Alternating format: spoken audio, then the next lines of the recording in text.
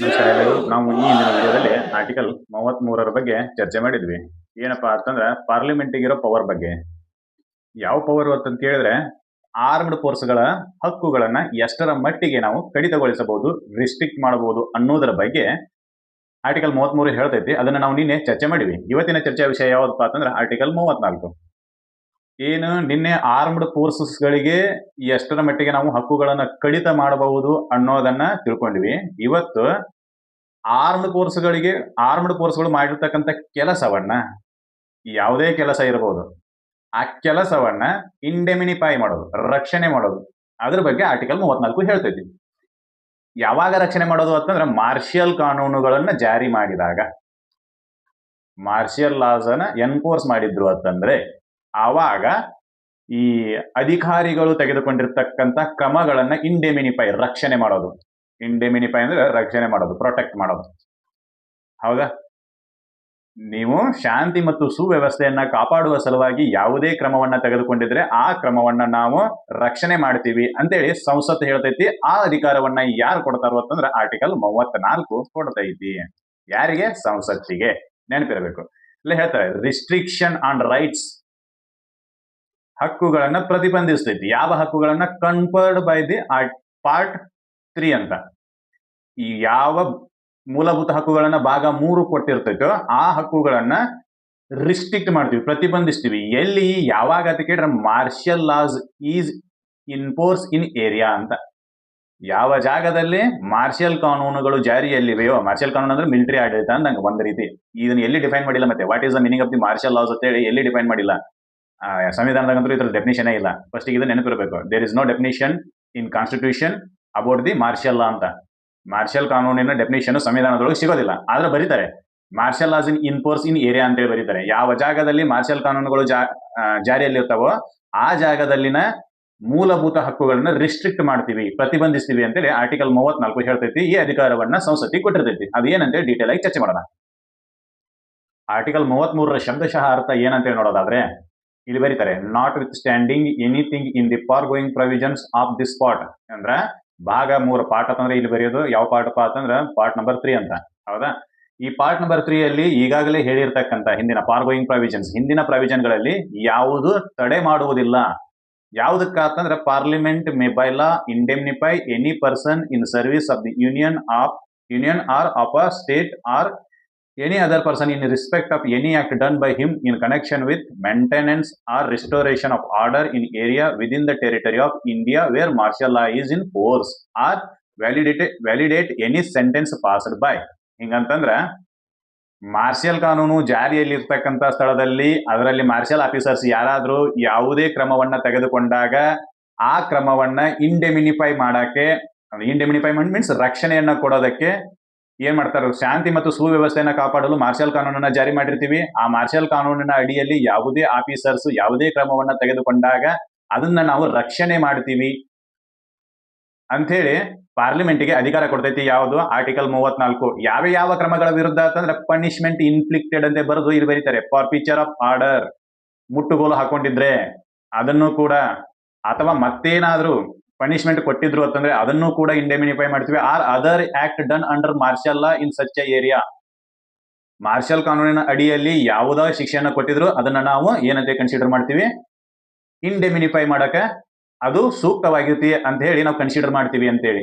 ಅಂದ್ರೆ ಆ ಜಾಗದಲ್ಲಿ ಮಾರ್ಷಿಯಲ್ ಕಾನೂನನ್ನು ಜಾರಿಗೆ ಮಾಡಬೇಕು ಅಂತಂದ್ರೆ ಆ ಸ್ಥಳದಲ್ಲಿ ಇರ್ತಕ್ಕಂಥ ಸುವ್ಯವಸ್ಥೆ ಕೆಟ್ಟಿದೆ ಅಂತಾನೆ. ಸುವ್ಯವಸ್ಥೆ ಕೆಟ್ಟದೆ ಅಂತ ಅಂದ್ರ ವ್ಯವಸ್ಥೆ ಕೆಟ್ಟಾಗನ ಮಾತ್ರ ಮಾರ್ಷಿಯಲ್ ಕಾನೂನನ್ನ ಇನ್ಫ್ಲಿಕ್ಟ್ ಮಾಡೋ ಅಥವಾ ಎಫೆಕ್ಟ್ ಮಾಡೋ ಏನೋ ಪರಿಸ್ಥಿತಿ ಬಂದಿರ್ತೈತಿ. ಇರ್ಲಾದ್ರೆ ಬರೋದೇ ಇಲ್ಲ. ಸುಮ್ಮನೆ ಯಾರು ಕರ್ಫ್ಯೂ ಜಾರಿ ಮಾಡೋದಿಲ್ಲ. ಕನ್ನಡದೊಳಗೆ ಒಂದು ಕರ್ಫ್ಯೂ ಅಂತ ಫಿಲ್ಮ್ ಐತಿ.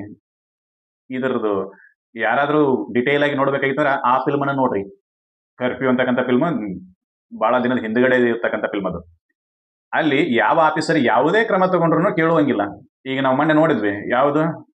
ಕೊರೋನಾ ಟೈಮ್ ನೊಳಗೆ 2019 ಕೊರೋನಾ ಟೈಮ್ ನೊಳಗೆ ಏನಾಯ್ತು ಅಂತಂದ್ರೆ 5 ಜನಕ್ಕಿಂತ ಜಾಸ್ತಿ ಜನ ಕೂಡಿ ತಿರುಗಾಡುವಂಗಿಲ್ಲ. ಒಬ್ಬರು ಮನೆ ಒಳಗೆ ಒಬ್ರು ಹೋಗಿ ಕೂಡಂಗಿಲ್ಲ. ಹಾದಿ ಮೇಲೆ ಯಾರು ಬರುವಂಗಿಲ್ಲ. ರೋಡ್ ಮೇಲೆ ತಿರುಗಾಡುವಂಗಿಲ್ಲ. ಎಲ್ಲವನ್ನೂ ನಿಮ್ಮ ಹಕ್ಕುಗಳನ್ನ ಕಸಿದುಕೊಂಡ್ರು for the purpose of the public interest. ಆವಾಗ ಆ ಕ್ರಮದೊಳಗ ಆ ಸ್ಥಳದೊಳಗೆ ನೀವೇನಾದ್ರೂ ತಿರುಗಾಡುವಾಗ ಪೊಲೀಸರು ನಿಮ್ಮನ್ನ ಹಾಕೊಂಡು ಗುಮ್ಮಿದ್ರು ಅಂತಂದ್ರೂ ನೀವು ಯಾರು ಕೋರ್ಟಿಗೆ ಹೋಗಕ್ ಬರಂಗಿಲ್ಲ. Because of what? They maintain the public order. ಅವ್ರೇನ್ ಮಾಡಕ್ತಾರ ಅಂತಂದ್ರೆ ಸಾರ್ವಜನಿಕ ಸುವ್ಯವಸ್ಥೆನ ಕಾಪಾಡೋ ಸಲುವಾಗಿನೇ ಅಲ್ಲಿ ನಿಂತಿರ್ತಾರೆ ಅವರು. ಆವಾಗ ನೀವು ಸೊಕ್ಕಿನಿಂದ ನಾವು ನಮನ್ಯಾರು ಏನ್ ಮಾಡ್ಕೊಳ್ಳೋದಾರ ಅನ್ನೋ ಲೆಕ್ಕಿಗೆ ನೀವು ತಿರ್ಗಾಡಿರ್ತಾರೆ, ಅವ್ರು ಗುಮ್ತಾರೆ, ಗುಮ್ಮಿದ ಬಳಕ ನೀವು ಕೋರ್ಟಿಗೆ ಹೋಗಕ್ ಬರಂಗಿಲ್ಲ. ಸರ ಇವ್ರು ಏನೋ ತಿರುಗಾಡುವ ಹಕ್ಕನ್ನು ಕಸಿದುಕೊಂಡಾರ್ರಿ ಅಂತೇಳಿ ಏನು ಸ್ವತಂತ್ರವಾಗಿ ಸಂಚರಿಸುವ ಹಕ್ಕು ಆರ್ಟಿಕಲ್ 19ರ ಅಡಿಯಲ್ಲಿ ನಾನು ಹಕ್ಕು ಕೊಟ್ಟಿದ್ರಿ, ಅದನ್ನ ಕಸ್ಕೊಂಡಾರು ಅಂತೇಳಿ ನೀವು ಕೋರ್ಟಿಗೆ ಹೋದ್ರೆ ಅಂದ್ರೆ ಕೋರ್ಟ್ನವ್ರು ನಿಮ್ಮನ್ನು ಗುಮ್ತಾರೆ. ಯಾಕ? ಪಬ್ಲಿಕ್ ಆರ್ಡರ್ನ ಮೇಂಟೈನ್ ಮಾಡೋ ಸಲುವಾಗಿನೇ ಅವ್ರನ್ನ ಕರೆಸಿರ್ತೈತಿ, ಅವರಿಗೆ ಆ ಅಧಿಕಾರವನ್ನ ಕೊಟ್ಟಿರ್ತೈತಿ. ಎಂತ ಅಧಿಕಾರ ಸಿಕ್ಕಿಬಿಟ್ಟಿರ್ತೈತಿ ಅಂತಂದ್ರೆ ಜನರಲ್ ಆರ್ಡರ್ ಅನ್ನ ಸಾಮಾನ್ಯ ಕಾನೂನುಗಳೆಲ್ಲ ಸಸ್ಪೆಂಡ್ ಆಗಿ ಹೋಗ್ಬಿಟ್ಟಿರ್ತವೆ. ಈವನ್ ಕೋರ್ಟ್ ಕೂಡ ಇಫ್ ಒನ್ಸ್ ಏನು if once 144 is affected enforced, ಒಂದ್ಸಲ 144 ಜಾರಿ ಆಯ್ತು ಅಂತಂದ್ರೆ ಆವಾಗ ನೀವೇನು ಮಾಡಕ್ ಬರೋದಿಲ್ಲ. 144ನ ಜಾರಿ ಮಾಡೋದು ಡಿಸಿ ಕೈಯೊಳಗೆ ಇರ್ತೈತಿ, ಡಿಸ್ಟ್ರಿಕ್ಟ್ ಮ್ಯಾಜಿಸ್ಟ್ರೇಟ್ ಕೈಯೊಳಗೆ, ಡಿಎಂ ಅಂತ ಕರಿತೀವಿ, ಡಿಸಿ ಅವ್ರ ಕೈಯಾಗಿರ್ತೈತಿ ಅದು. ಹೌದಾ? ಯಾಕೆ ಅದನ್ನ ಜಾರಿ ಮಾಡ್ತಾರೋ ಅಂತಂದ್ರೆ ಕಾನೂನು ಮತ್ತು ಸುವ್ಯವಸ್ಥೆಯನ್ನ ಮೇಂಟೈನ್ ಮಾಡೋದು ಅವರ ಕರ್ತವ್ಯ. ಅದನ್ನ ಮೇಂಟೈನ್ ಮಾಡೋಕೆ ಅವ್ರ ಕಡೆ ಆಗ್ಲಿಲ್ಲ ಅಂತಂದ್ರೆ ಅವ್ರು ಏನ್ ಮಾಡ್ತಾರೋ ಅಂದ್ರೆ ತಮ್ಮ ಎಲ್ಲ ಅಧಿಕಾರಗಳನ್ನ ಮಾರ್ಷಲ್ ಲಾಸ್ ಅಂಡರ್ದೊಳಗ ಆರ್ಮಿ ಆಫೀಸರ್ಸ್ಗಳಿಗೆ ಕೊಟ್ಬಿಡ್ತಾರೆ. ಅವಾಗ ಅವರು ತಬಲ ಬಾರಿಸಿದಂಗೆ ಬಾರಿಸ್ತಾರೆ ನಿಮ್ಮನ್ನ. ಅದಕ್ಕೆ ಹೇಳೋದು, ಎಲ್ಲಿ ದನಿಗಿ ಗದ್ಲ ಇನ್ನಿತರ ಯಾವುದೇ ಕೆಲಸಗಳು ನಡೀತಕ್ಕಂಥ ಜಾಗದೊಳಗೆ ನೀವು ಹೋಗಕ್ ಹೋಗ್ಬೇಡ್ರಿ ಅಂತ ಹೇಳೋದು ಅವಾಗನೇ. ಯಾಕಪ್ಪ ಅಂತಂದ್ರೆ ಅಲ್ಲಿ ನಿಮ್ಮ ಹಕ್ಕುಗಳನ್ನ ಅಂದಾದುಂದಿ ತೆಗೆದು ಬಿಡ್ತಾರೆ. Even firing also indemnified. ಅವರು ಫೈರ್ ಮಾಡಿದ್ರು ಕೂಡ, ಗುಂಡಾರಿಸಿದ್ರು ಕೂಡ ಏನೋ cannot question that one because of what that much of power is ಅವ್ರಿಗೆ ಬಂದ್ಬಿಟ್ಟಿರ್ತೈತಿ. ಅವರು ಅಷ್ಟು ಪವರ್ ಅನ್ನು ಹೊಂದ್ಬಿಟ್ಟಿರ್ತಾರೆ. ಅದನ್ನ ಇಂಡೆಮಿನಿಫೈ ಮಾಡ್ತಾರೆ ಅವ್ರು. ಯಾರು? ಸಂಸತ್ತಿನವರು. ಯಾಕೆ ಇಂಡೆಮಿನಿಫೈ ಮಾಡ್ತಾರೋ ಅಂತಂದ್ರೆ ಅಲ್ಲಿ ಶಾಂತಿ ಮತ್ತು ಸುವ್ಯವಸ್ಥೆನ ಕಾಪಾಡೋದವ್ರದ್ದು ಮೊದಲನೇ ಕೆಲಸ ಆಗಿರ್ತೈತಿ. ಅದಕ್ಕೆ ಅದನ್ನ ಇಂಡೆಮಿನಿಫೈ ಮಾಡ್ತಾರೆ. ಫಸ್ಟ್ ಇನ್ನೇ ನೆನಪಿಟ್ಟು ಹೋಗ್ಬೇಕು. ಏನು ಆರ್ಟಿಕಲ್ 34 ಏನ್ ಹೇಳ್ತೈತಿ ಅಂತಂದ್ರೆ ಮಾರ್ಷಲ್ ಕಾನೂನು ಜಾರಿಯಲ್ಲಿದ್ದ ಜಾಗದಲ್ಲಿ ಯಾವುದೇ ಹಕ್ಕುಗಳು ಅಲ್ಲಿ ಯಾವುದೇ ಹಕ್ಕುಗಳ ಉಲ್ಲಂಘನೆ ಆಗಿದ್ರು ನೀವು ಕೋರ್ಟಿಗೆ ಹೋಗಕ್ಕೆ ಬರೋದಿಲ್ಲ, ಅದನ್ನ ನಾವು ಇಂಡೆಮಿನಿಫೈ ಮಾಡ್ತೀವಿ ಅಂತ ಹೇಳ್ತಾರೆ ಅವರು. ಹೌದಾ? ಯಾಕಂತಂದ್ರೆ ಸಾಮಾನ್ಯ ಕಾನೂನುಗಳು ಮಾರ್ಷಲ್ ಕಾನೂನು ಇದ್ದ ಜಾಗದಲ್ಲಿ ಇರೋದಿಲ್ಲ. ಸಾಮಾನ್ಯ ಕಾನೂನುಗಳು ಸಸ್ಪೆಂಡ್ ಆಗಿರ್ತವೆ. ಈ ಮಾರ್ಷಲ್ ಕಾನೂನಿನ ಡೆಫಿನಿಷನ್ ಅನ್ನ ಸಂವಿಧಾನದೊಳಗೆ ಎಲ್ಲಿ ಬರೋದಿಲ್ಲ. ಆದ್ರೆ ಇನ್ ಜನರಲ್ ಆಗಿ ನಾವೇನ್ ಹೇಳ್ತೀವಿ ಅಂತಂದ್ರೆ suspension of the ordinary loss ಅನ್ನ ನಾವು ಮಾರ್ಷಲ್ ಲಾ ಅಂತ ಕರಿತೀವಿ. ಆರ್ಡಿನರಿ ಲಾಗಳನ್ನ, ಸಾಮಾನ್ಯ ಕಾನೂನುಗಳನ್ನ ನಿಷೇಧದಲ್ಲಿ ಇಡೋದನ್ನೇ ಮಾರ್ಷಲ್ ಲಾ ಅಂತ ಸಮ್ ಕಾಮನ್ ಡೆಫಿನಿಷನ್ ಅನ್ನ ಹೇಳ್ತೀವಿ. ಹೌದಾ? ಸ್ವಲ್ಪ ಹುಷಾರಾಗಿರ್ಬೇಕು ಸ್ಟ್ರೈಕ್ ನಡೆದ ಜಾಗದೊಳಗ. ಇದನ್ನ ಯಾವಾಗ ಜಾರಿ ಮಾಡ್ತಾರೋ ಅಂತಂದ್ರೆ ಆರ್ಟಿಕಲ್ 34ನ ಯಾವಾಗ ಅಥವಾ ಮಾರ್ಷಲ್ ಲಾನ ಯಾವಾಗ ಜಾರಿ ಮಾಡ್ತಾರೋ ಅಂತಂದ್ರೆ ಒಂದನೇದು ಬರೀತಾರೆ ಇಲ್ಲೇ. ಮಾರ್ಷಲ್ ಕಾನೂನನ್ನು ಯಾವಾಗ ಜಾರಿ ಮಾಡಬಹುದು ಅಂತಂದ್ರೆ ಒಂದನೇದು ಯುದ್ಧದ ಸಂದರ್ಭದಲ್ಲಿ, ಎರಡನೇದ್ದು ಬಾಹ್ಯ ಆಕ್ರಮಣದ ಸಂದರ್ಭದಲ್ಲಿ, ಎಕ್ಸ್ಟರ್ನಲ್ ಅಗ್ರೇಷನ್ ಅಂತ ಕರೀತಾರೆ. ಎಕ್ಸ್ಟರ್ನಲ್ ಅಗ್ರೇಷನ್ ಅಥವಾ ಬಾಹ್ಯ ಆಕ್ರಮಣ ಈ ಸಂದರ್ಭದಲ್ಲಿ. ಮೂರನೇದ್ದು ಆಂತರಿಕವಾಗಿ ಸಶಸ್ತ್ರ ಬಂಡಾಯ ನಡೆದಿತ್ತು ಅಂತಂದ್ರೆ ಸಶಸ್ತ್ರ ಬಂಡಾಯ ಅಂದ್ರೆ ಕೈಯಾಗ ಆಯುಧಗಳನ್ನ ಹಿಡ್ಕೊಂಡು ಸರ್ಕಾರದ ವಿರುದ್ಧ ನೀವೇನಾದ್ರೂ ಘೋಷಣೆ ಕೂಗಾಕತ್ತಿದ್ರಿ ಅಥವಾ ಸರ್ಕಾರದ ವಿರುದ್ಧ ನೀವು ಕೆಲಸ ಮಾಡಕತ್ತಿದ್ರಿ ಅಂತಂದ್ರೆ ಅವಾಗ 144 ಜಾರಿ ಆಕೈತಿ.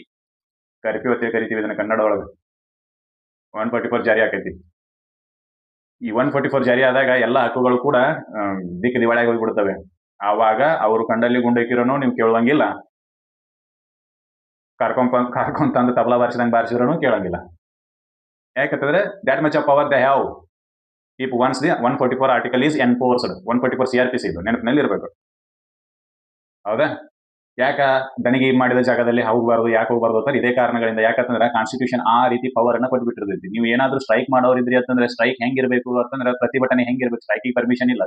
ಪ್ರತಿಭಟನೆ ಹೆಂಗಿರ್ಬೇಕು ಅಂದ್ರೆ ಶಾಂತಿಯುತವಾಗಿರಬೇಕು, ಜೊತೆಗೆ ಶಸ್ತ್ರರಹಿತವಾಗಿರಬೇಕು. ಇಲ್ಲಿ ತನಕ ಈ ರೀತಿ ಪ್ರೊಟೆಸ್ಟ್ ಇತ್ತು ಅಂತಂದ್ರೆ, ಪ್ರತಿಭಟನೆ ಇತ್ತು ಅಂತಂದ್ರೆ ನಿಮ್ಮನ್ನ ರಕ್ಷಣೆ ಮಾಡ್ತಾರೆ ಪೊಲೀಸರು. ನೀವೇನಾದ್ರೂ ಕೈಯಾಗ ಚಾಕು ಚೂರಿ ಬಡಗಿ ಹಿಡ್ಕೊಂಡು ನೀವು ಪ್ರತಿಭಟನೆ ಮಾಡಕತ್ತಿದ್ರಿ ಅಂತಂದ್ರೆ ನಿಮ್ಮನ್ನ ಕರ್ಕೊಂಡ್ಬಂದು ಗುಮ್ತಾರೆ. ನೆನಪಲ್ಲಿರ್ಬೇಕು. ಇದು ಆರ್ಟಿಕಲ್ 34 ಪವರ್ ಕೊಟ್ಟಿರ್ತೈತಿ. Empowers the police to crack down that protest. ಹೌದಾ? ಯಾಕಂತಂದ್ರೆ ಸಶಸ್ತ್ರ ಬಂಡಾಯವನ್ನ ಕ್ರ್ಯಾಕ್ ಡೌನ್ ಮಾಡಕ್ಕೆ ಆ ರೀತಿಯಾಗಿರ್ತಕ್ಕಂಥ ಪವರ್ ಅನ್ನ ಕೊಟ್ಬಿಟ್ಟಿರ್ತಾರೆ ಅವ್ರಿಗೆ. ಅದೆಲ್ಲ ಬಿಟ್ಟು ನಿಮ್ಮ ಮನಸ್ಸಿಗೆ ಬಂದಂಗೆ ಮಾಡಕ್ ಬರಂಗಿಲ್ಲ. ಅದಕ್ಕೆ ಸಂವಿಧಾನವನ್ನು ಓದ್ರಿ ಅಂತ ಹೇಳೋದು ಇದ್ರ ಸಂಬಂಧನೇ. ಹೌದಾ? ಇದು ಮಾರ್ಷಲ್ ಕಾನೂನು, ಮಾರ್ಷಲ್ ಲಾಸ್ ಅಂತ ಕರಿತೀವಿ. ಈ ಮಾರ್ಷಲ್ ಲಾನ ಯಾವ ಸಂದರ್ಭದಲ್ಲಿ ಜಾರಿ ಮಾಡಬಹುದು ಅಂತಂದ್ರೆ ಒಂದನೇದು ಸುವ್ಯವಸ್ಥೆಯನ್ನ ಮೇಂಟೈನ್ ಮಾಡೋದು, ಮೇಂಟೈನ್ ದಿ ಪಬ್ಲಿಕ್ ಆರ್ಡರ್. ಸುವ್ಯವಸ್ಥೆಯನ್ನ ಜಾರಿ ಮಾಡಲು ಅಥವಾ ಸುವ್ಯವಸ್ಥೆಯನ್ನ ಕಾಪಾಡಲು ಒಂದನೇದು. ಯಾವಾಗ ಮಾರ್ಷಲ್ ಕಾನೂನನ್ನು ಜಾರಿ ಮಾಡ್ತಾರೋ ಅಂತಂದ್ರೆ ಒಂದನೇದು ಸುವ್ಯವಸ್ಥೆಯನ್ನ ಕಾಪಾಡಲು, to maintain the public order. ಎರಡನೇದ್ದು ಸುವ್ಯವಸ್ಥೆ ಕೆಟ್ಟಿತ್ತು ಅಂದ್ರೆ ಅದನ್ನು ಮರುಸ್ಥಾಪಿಸಲು. The restore of the public order ಅಂತ ಕರಿತೀವಿ. ಈ ಎರಡು ಸಂದರ್ಭದಲ್ಲಿ ಏನ್ ಮಾಡ್ತಾರೆ ಅಂತಾರೆ ಮಾರ್ಷಲ್ ಕಾನೂನನ್ನ ಜಾರಿ ಮಾಡ್ತಾರೆ. ಯಾವಾಗ ಸುವ್ಯವಸ್ಥೆ ಕೆಟ್ಟಿರ್ತಕ್ಕ ಅದನ್ನ ಮರುಸ್ಥಾಪಿಸಲು, ಇನ್ನೊಂದು ಸುವ್ಯವಸ್ಥೆನ ಕಾಪಾಡೋದು. ಎರಡು ಕಂಡೀಷನ್ಗಳು ಇವು ಫುಲ್ಫಿಲ್ ಆಗಬೇಕು. ಪಬ್ಲಿಕ್ ಆರ್ಡರ್ ಕೆಟ್ಟಿತ್ತು ಅಂತಂದ್ರೆ ಅಥವಾ ಪಬ್ಲಿಕ್ ಆರ್ಡರ್ನ ಪ್ರೊಟೆಕ್ಟ್ ಮಾಡಬೇಕಾಗಿತ್ತು ಅಂತಂದ್ರೇನು ಬಳಸ್ತಾರೆ. ಪಬ್ಲಿಕ್ ಆರ್ಡರ್ ಕೆಟ್ಟಿತ್ತು ಅಂದ್ರೆ ಅದನ್ನ ರಿಸ್ಟೋರ್ ಮಾಡೋಕ್ಕೂ ಬಳಸ್ತಾರೆ, ಮರುಸ್ಥಾಪಿಸಲು ಮಾಡೋಕ್ಕೂ ಬಳಸ್ತಾರೆ. ಯಾವ್ದನ್ನ? ಈ ಆರ್ಟಿಕಲ್ 34 ಅಂದ್ರೆ ಮಾರ್ಷಲ್ ಕಾನೂನನ್ನು ಇಂಪೋಸ್ ಮಾಡ್ತಾರೆ. ನೆನಪಲ್ಲಿರ್ಬೇಕು. ಈ ಆರ್ಟಿಕಲ್ 34ರಿಂದ ಒಂದು ವಿಷಯ ಕ್ಲಿಯರ್ ಕಟ್ ಆಗಿ ಗೊತ್ತಾಗೈತಿ. ಏನಪ್ಪಾ ಅಂತಂದ್ರೆ ಎಲ್ಲಿ ಮಾರ್ಷಲ್ ಕಾನೂನುಗಳು ಇರ್ತಾವಲ್ಲ, ಯಾವ ಸ್ಥಳದಲ್ಲಿ ಮಾರ್ಷಲ್ ಲಾಸ್ ಜಾರಿಯಲ್ಲಿರ್ತೈತೋ ಅಲ್ಲಿವ ಹಕ್ಕುಗಳ ಉಲ್ಲಂಘನೆ ಆದ್ರೆ ಮಾತ್ರ ಇಂಡೆಮಿನಿಫೈ ಮಾಡಬೇಕು. ಇಂಡೆಮಿನಿಫೈ. ಫಾರ್ ಎಕ್ಸಾಂಪಲ್ ಉತ್ತರ ಪ್ರದೇಶದೊಳಗೆ ಮಾರ್ಷಲ್ ಆಕ್ಟ್ ಜಾರಿ ಐತೆ ಅನ್ಕೊಳ್ಳೋಣ. ಅಲ್ಲಿ ಹಕ್ಕುಗಳು ಉಲ್ಲಂಘನೆ ಆಗ್ಯಾವು ಅಂತೇಳಿ ಯಾರು ಕೋರ್ಟಿಗೆ ಹೋಗಕ್ ಬರೋದಿಲ್ಲ. ಆದ್ರ ಕರ್ನಾಟಕದೊಳಗ ಮಾರ್ಷಲ್ ಲಾ ಜಾರಿ ಇಲ್ಲದೆ ಇರೋ ಸಂದರ್ಭದಲ್ಲಿ ಇಲ್ಲಿನ ಹಕ್ಕುಗಳ ಉಲ್ಲಂಘನೆಗಾಗಿ ನೀವು ಕೋರ್ಟಿಗೆ ಹೋಗ್ಬೋದು. ಇಲ್ಲಿನ ಹಕ್ಕುಗಳ ಉಲ್ಲಂಘನೆಗಾಗಿ ಅಂದ್ರೆ ಮಹಾರಾಷ್ಟ್ರದೊಳಗೆ ಉತ್ತರ ಪ್ರದೇಶದೊಳಗೆ ನೀವು ಹಕ್ಕುಗಳನ್ನ ಉಲ್ಲಂಘನೆ ಮಾಡ್ಯಾರು ಅಂತೇಳಿ ನೀವು ಕೋರ್ಟಿಗೆ ಹೋಗಕ್ ಬರೋದಿಲ್ಲ. ಯಾಕಂತಂದ್ರೆ ಲಾ ಅಂಡ್ ಆರ್ಡರ್ ಮೇಂಟೈನ್ ಮಾಡೋದು ಯಾರ ಕೆಲಸ ಪಾತ್ರ? ಸರ್ಕಾರದ ಕೆಲಸ. ಆ ಲಾ ಅಂಡ್ ಆರ್ಡರ್ ಮೇಂಟೈನ್ ಮಾಡುವ ಸಲುವಾಗಿ ನಿಮ್ಮ ಹಕ್ಕುಗಳನ್ನ ಕಸಿದುಕೊಳ್ಬಹುದು ಅಂತೇಳಿ ಆರ್ಟಿಕಲ್ 34 ಕ್ಲಿಯರ್ ಕಟ್ ಆಗಿ ಹೇಳ್ತೈತೆ. ಅವಾಗ ಆರ್ಟಿಕಲ್ 34 ಜಾರಿಯಲ್ಲಿದ್ದಾಗ ನೀವು ಕೋರ್ಟಿಗೆ ಹೋಗಕ್ ಬರಂಗಿಲ್ಲ. ಯಾಕಂತಂದ್ರೆ ಆರ್ಡಿನರಿ ಕಾನೂನುಗಳು, ಆರ್ಡಿನರಿ ಲಾಸ್ಗಳು ಸಸ್ಪೆನ್ಷನ್ ನಲ್ಲಿ ಇರ್ತಾವೆ. ನಿಮ್ಮನ್ನ ಅವ್ರು ಹೋಗಕ್ಕೆ ಬಿಡಂಗಿಲ್ಲ. ಕೋರ್ಟ್ ಹೋಗಿ ಮಗನ ಬಾಯಿ ಇಲ್ಲ ಕರೆದು ಮಾತಾಡ್ಕೊಂತಾರ. That much of power they have if once the 144 is enforced. ಅವ್ರು ಆ ರೀತಿ ಪವರ್ ಅನ್ನ ಗಳಿಸ್ಕೊಂಡಿರ್ತಾರೆ. ಅದಕ್ಕೆ ಆ ರೀತಿ ಪವರ್ ಅನ್ನ ಕೊಟ್ಟೇ ಇರ್ತಾರೆ ಅವ್ರಿಗೆ. ಇಲ್ಲೇ ಮೊನ್ನೆ ಕೊರೋನಾದೊಳಗನ ಪೊಲೀಸರು ಲಾಠಿ ಹಿಡಿದು ಕಟ್ಟಿದ್ರೆ ಯಾರು ಕೇಳಕ್ ಬರಲಿಲ್ಲ. ಯಾಕಪ್ಪ ಅಂತಂದ್ರ ಆ ರೀತಿ ಪವರ್ ಇರ್ತೈತಿ. ಪಬ್ಲಿಕ್ ಆರ್ಡರ್ನ ಮೇಂಟೈನ್ ಮಾಡುವ ಸಲುವಾಗಿ ಕೊರೋನಾ ಟೈಮ್ ಒಳಗೆ ಆ ರೀತಿ ಆಗಿತ್ತು. ಕೈಯಾಗಿ ಎರಡೆರಡು ಬಡಿ ಹಿಡ್ಕೊಂಡು ಹೋಗಿದ್ರು ಅವ್ರು ಪೊಲೀಸ್. ಹೋಗ್ಲಿ, ಇದ್ರದ್ದು ಇಷ್ಟೇ ಕ್ಲಿಯರ್ ಕಟ್ ಆಗಿ ಏನ್ ಗೊತ್ತಾಕೈತಿ ಅಂತಂದ್ರೆ ಯಾವ ಸ್ಥಳದಲ್ಲಿ ಮಾರ್ಷಲ್ ಕಾನೂನುಗಳು ಜಾರಿಯಲ್ಲಿ ಇರ್ತಾವೋ ಆ ಸ್ಥಳದಲ್ಲಿನ ಹಕ್ಕುಗಳ ಉಲ್ಲಂಘನೆಗಾಗಿ ನೀವು ಕೋರ್ಟಿಗೆ ಹೋಗಕ್ ಬರೋದಿಲ್ಲ. ಆದ್ರೆ ಬೇರೆ ಸ್ಥಳದಲ್ಲಿ ಹಕ್ಕುಗಳ ಉಲ್ಲಂಘನೆಗಾಗಿ ಎಲ್ಲಿ ಮಾರ್ಷಲ್ ಕಾನೂನುಗಳು ಜಾರಿಯಲ್ಲಿ ಇರುವುದಿಲ್ಲವೋ ಅಲ್ಲಿಯ ಹಕ್ಕುಗಳ ಉಲ್ಲಂಘನೆಗಾಗಿ ನೀವು ಕೋರ್ಟಿಗೆ ಹೋಗಬಹುದು. There is no bar at all. ಇಲ್ಲಿ ಒಂದು ಗೊತ್ತಾಕತಿ ಪ್ಲೇಸ್ಗಳ ಬಗ್ಗೆ. ಯಾವ ಸ್ಥಳದಲ್ಲಿ ಮಾರ್ಷಲ್ ಕಾನೂನು ಜಾರಿ ಇರುತ್ತೋ ಆ ಸ್ಥಳದ ವ್ಯಕ್ತಿಗಳು ಹೋಗಕ್ ಬರೋದಿಲ್ಲ. ಯಾವ ಸ್ಥಳದಲ್ಲಿ ಮಾರ್ಷಲ್ ಕಾನೂನು ಇರೋದಿಲ್ಲ ಅಲ್ಲಿ ನೀವು ಹೋಗಬಹುದು. ನೆನಪಲ್ಲಿ ಇರಬೇಕು. ಈ ಮಾರ್ಷಲ್ ಕಾನೂನು ಮೂಲಭೂತ ಹಕ್ಕುಗಳಿಗೆ ಮಾತ್ರ ತೊಂದರೆ ಉಂಟು ಮಾಡ್ತೈತಿ. ಫಂಡಮೆಂಟಲ್ ರೈಟ್ಸ್ ಗಳಿಗೆ ಮಾತ್ರ ತೊಂದರೆ ಉಂಟು ಮಾಡ್ತೈತಿ. ಹೊರತಾಗಿ ಲೀಗಲ್ ರೈಟ್ಸ್ ಗಳಿಗೆ ತೊಂದರೆ ಮಾಡೋದಿಲ್ಲ. ಫಾರ್ ಎಕ್ಸಾಂಪಲ್, ಫಂಡಮೆಂಟಲ್ ರೈಟ್ಸ್ ಅನ್ನ ರಿಸ್ಟೋರ್ ಮಾಡುವ ಸಲುವಾಗಿ ಯಾರು ಈ ಆರ್ಮಿ ಆಫೀಸರ್ಸ್ ಬಂದು ನಿನ್ನ ಆಸ್ತಿಯನ್ನು ಬರ್ಸ್ಕೊಳ್ಳೋಂತಿಲ್ಲ. ಇಲ್ಲ, ಇಲ್ಲೆಲ್ಲ ಸುವ್ಯವಸ್ಥೆ ಕೆಟ್ಟೈತಿ, ಸರಿ ನಿನಗೆ ಆಸ್ತಿ ನನ್ನ ಹೆಸರಲ್ಲಿ ಬರ್ಕೊಟ್ಟೆ ಅಂದ್ರೆ ಅಷ್ಟೇ ನಿನ್ ಬಿಡ್ತೀನಿ, ಇಲ್ಲಾಂದ್ರೆ ನಿನ್ನ ಕಟ್ಟ ಗುಂಡಾಗ್ತೀವಿ ಅಂತೇಳಿ ಏನಾದ್ರು ಹೇಳ್ತಿದ್ರು ಅಂತಂದ್ರೆ ದಟ್ ಇಸ್ ಆನ್ ವೈಲೇಟೆಡ್. ಆ ರೀತಿ ಹೇಳಕ್ ಬರೋದಿಲ್ಲ. ಇದನ್ನ ಹೇಳ್ಬೋದು. ಏನಪ್ಪಾ ಅಂತಂದ್ರೆ ಈ ಪಬ್ಲಿಕ್ ಆರ್ಡರ್ ರಿಸ್ಟೋರ್ ಆಗುವವರೆಗೂ ನೀವು ಮನೆಯಿಂದ ಹೊರಗೆ ಬರಕ್ ಹೋಗ್ಬೇಡ್ರಿ, ಹೊಲಕ್ಕೆ ಹೋಗಕ್ ಹೋಗ್ಬೇಡ್ರಿ ಅಂತ ಹೇಳ್ಬೋದು. ಅದನ್ನು ಪ್ರತಿಬಂಧಿಸಬಹುದು. That much of power they have. But ಆಸ್ತಿಯನ್ನು ಬರ್ಸ್ಕೊಳಕ್ ಬರೋದಿಲ್ಲ. ಇಲ್ಲಿ ಅಫೆಕ್ಟೆಡ್ ಆಗೋದು ಫಂಡಮೆಂಟಲ್ ರೈಟ್ಸ್ ಗಳಿಗೆ ಮಾತ್ರ, ಹೊರತಾಗಿ ಲೀಗಲ್ ರೈಟ್ಸ್ ಗಳಿಗೆಲ್ಲ. ನೆನಪಲ್ಲಿ ಇರಬೇಕು. ಇದಿಷ್ಟು ಮಾಹಿತಿ ಆರ್ಟಿಕಲ್ 34 ಬಗ್ಗೆ ಇವತ್ತು. ಇನ್ನು ಮುಂದಿನ ವಿಡಿಯೋದಲ್ಲಿ ಆರ್ಟಿಕಲ್ 35 ಬಗ್ಗೆ ಅಷ್ಟು ಚರ್ಚೆ ಮಾಡಿ ಈ ಹಕ್ಕುಗಳ ಬಗ್ಗೆ ಇರತಕ್ಕಂಥ ಟಾಪಿಕ್ ಅನ್ನ ಮುಗಿಸೋಣ.